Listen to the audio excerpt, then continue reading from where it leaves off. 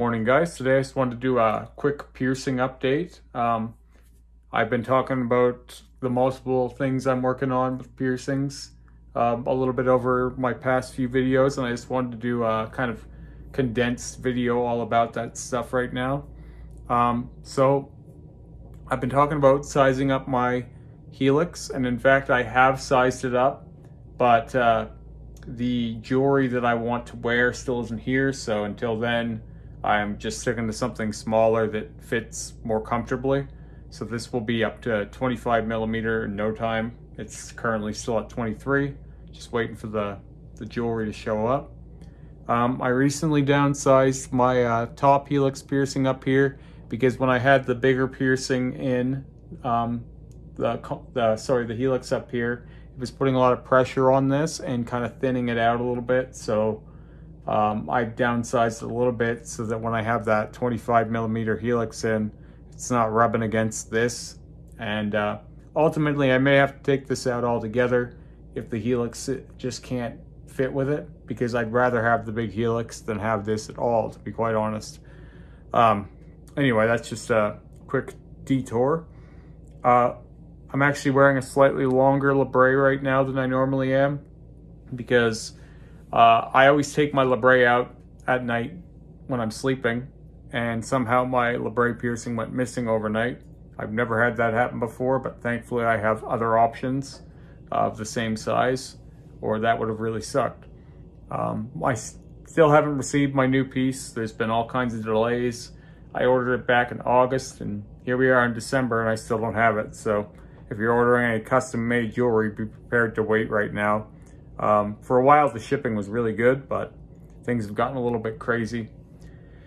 So then I also finally got these two new piercings done that I've been talking about wanting to get, kind of bordering where I had the tear in my 00 forward Helix on the right side. So I just have two 14 gauge piercings in there. I'll probably keep them a little small, but I may increase the bead side. The bead size eventually. I may have them just a bit bigger once it's fully healed. Again, piercings are really easy for me. I've been pierced over 100 times, and so there was no real pain. I like how it looks. I like the idea of playing in the mess. I'm the kind of guy who, if I lose a piercing, I'll generally need to replace it somehow, or I don't like to say goodbye to my piercings. They're kind of like my babies. So that being said, I wanted to get a little bit into, while I'm talking about piercings, I wanted to talk a little about some of the old piercings I had, because before I did YouTube, I had so many other piercings. Before I was on Instagram, I had so many other piercings, and I took most of those out by the time I started becoming more known. So to begin with, my first piercings, I have almost none of them now, but I had 3 upper lip piercings. And you can even see the scar indentation here. So I had one here, one here, one here. I took those out when I started to stretch my philtrum or my medusa. I also had 7 lower lip piercings. I had snake bites here, another pair a little closer in, and then 3 on the center. So I had, 7 lip piercings. I used to wear all kinds of crazy jewelry in them. I used to wear face tails, and so face tails are like, if you've ever seen the singer from Disturbed, he has that spike that kind of hooks along his chin.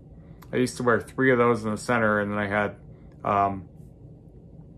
had just hoops on these, and then hoops up here, or I changed them out for studs and stuff. Kind of just depended on what I wanted. I always called myself Mr. Potato Head back then, because one day I would look one way, and the next day I would change everything out, and it'd be completely different. I still like that idea. It's way too much metal for me now. I don't want that much in my face anymore. So I also used to have 4 nostril piercings. And I even had my nostrils stretched a little bit in the higher ones. I had my nostrils up to a 6 gauge. And I was thinking about continuing them, but then I just kind of lost interest and sized them back down, because I thought at that time we didn't have the custom jewelry that we have these days, or even the basic jewelry that we have these days. And I just didn't want giant, like, spikes and hoops and stuff in there. So I've actually given some thought to getting nostril piercings again, like, and just keeping them like not small, because if I got them at all, I'd be stretching them. I would probably stretch them up to 00s if I got them, but I would keep them in plugs and short posts and just really, really close to the nose, because when I look back at my old nose piercings, I think what bothers me generally is how huge they appear, and I would want them to be more like something more like a tunnel or like a plug, right? Even as I'm stretching them up, I just never really want that visual of anything big hanging off my face anymore. I'd rather have it all sitting pretty close. Yeah.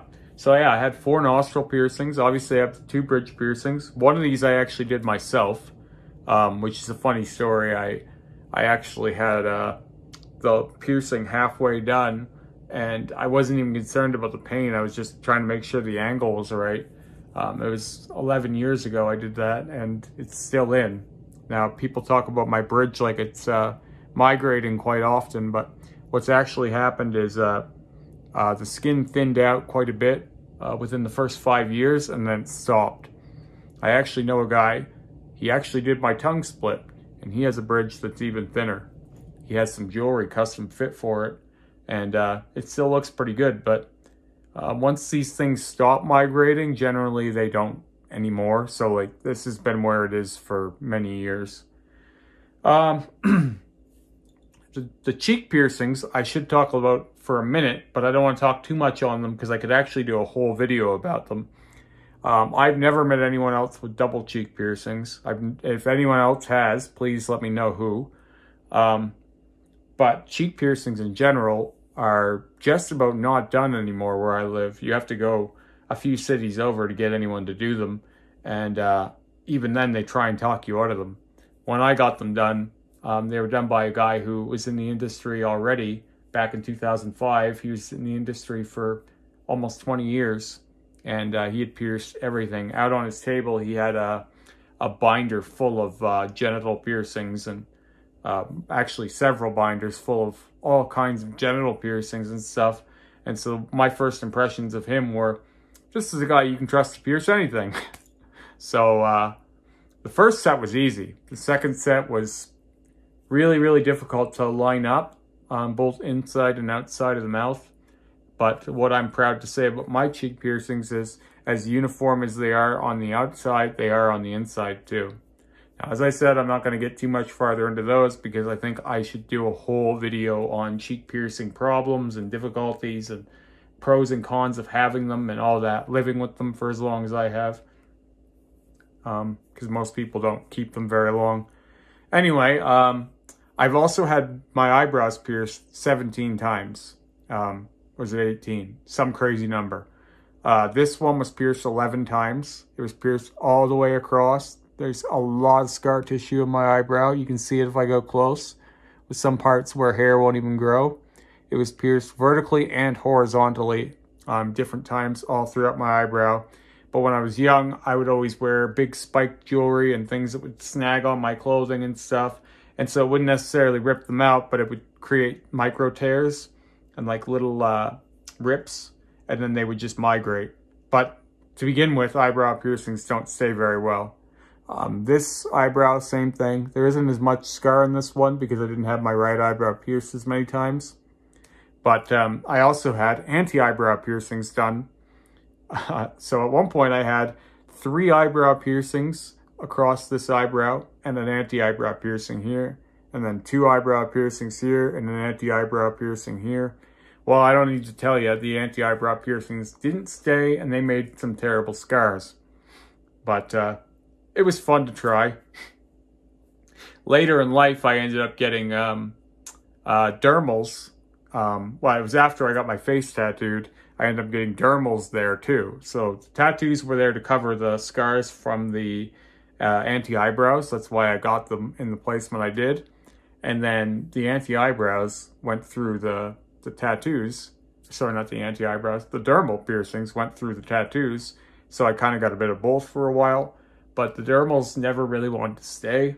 So I ended up eventually begrudgingly taking those out, and those left a scar too. So I ended up having to touch up the tattoos again, and even once more to cover up all that scarring. Even now you can see the scar of the anti-eyebrow, but not the dermal. And probably over here too, but anyway. So yeah, those were some more piercings. I just realized I'll probably need a part 2 of this if I want to talk more about some of the piercings I've had and said goodbye to. But I also had a pair of hip piercings that have been covered by tattoos, and 3 belly button piercings as well. I also had a set of nipple piercings, and I plan on getting my nipples pierced again, but I'm going to have Rick black out my nipples one more time before I do that. I talked to him about it actually last week. We're going to do a session on my nipples, or well, 5 minutes on my nipples, roughly. It'll be the 7th time we've done them, and this time we're going to use Panthera XXX mixed with Gloom because we've had great results with other things with that. So I'm hoping that that will get them finally as dark as I want them before I call it a day, and then just pierce them again. But I'm not going to pierce them just once. I want to pierce them twice. And I was talking to a piercer friend of mine about it just yesterday. We're going to do a vertical and a horizontal piercing through my nipples on each side. And luckily I have enough tissue in my nipples, though they are a little small, that we'll be able to do that. So yeah, I don't think I'll ever get my belly button pierced again, but it was fun having 3. I posted an image of my old belly button piercing in my Instagram stories recently, but otherwise it's very unknown that I had, let alone, very unknown that I had even 1, let alone 3. Yeah, if you guys have enjoyed some of these stories about my old piercings and you want to hear more, because I have way more to say, please let me know in the comments, and I would love to make another video, or possibly 2. I've got all kinds of crazy stories about piercings, and I always think I should probably write a book about all this, because even if it was just to get the thoughts down, I don't know if anyone would be interested in reading it, but I've had so many crazy stories with piercings, much more so than tattooing even, believe it or not. And I guess that makes sense, because I got started into piercing a lot earlier too, so. Anyway, if you guys have enjoyed this one, give it a thumbs up. Let me know what you think in the comments. And if you want to hear more about my multiple piercings throughout the years, just let me know. And I'll talk to you again soon.